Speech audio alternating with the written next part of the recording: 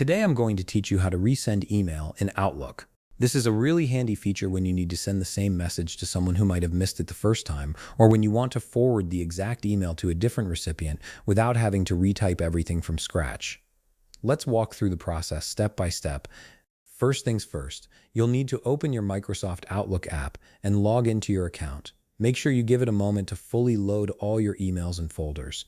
This ensures that everything is synced properly and you'll be able to access all your sent messages without any issues. Once you're logged in and everything is loaded, you're ready to move forward. Now, to resend an email in Outlook, you'll need to navigate to your inbox pane. On the left side panel, you'll see all your mail folders displayed. This is where Outlook organizes everything from your inbox to your drafts and sent items. For this task, click on Send Items. This folder contains every email you've already sent out, making it easy to track your correspondence and find messages you might need to revisit. Once you're in the Sent Items folder, you'll see a complete list of all the emails you've sent. Take a moment to locate the specific email you wish to resend. You can scroll through the list or use the search function if you have a lot of messages. When you find the email you're looking for, double-click on it.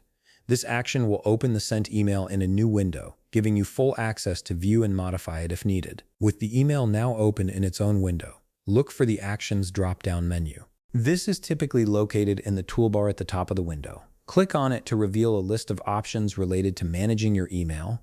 Among these options, you'll see Resend this message. Click on this option to proceed with resending the email. What this does is create a new draft of the original message with all the same content, attachments, and formatting intact, allowing you to send it again without starting from scratch. At this point, you can make any adjustments if necessary, such as adding or removing recipients, or you can simply hit send to deliver the message immediately. And just like that, you've successfully resent your email in Outlook. This feature saves you time and ensures your message gets delivered exactly as it was originally composed. If you found this video helpful, please leave a like, subscribe, and see you in the next video.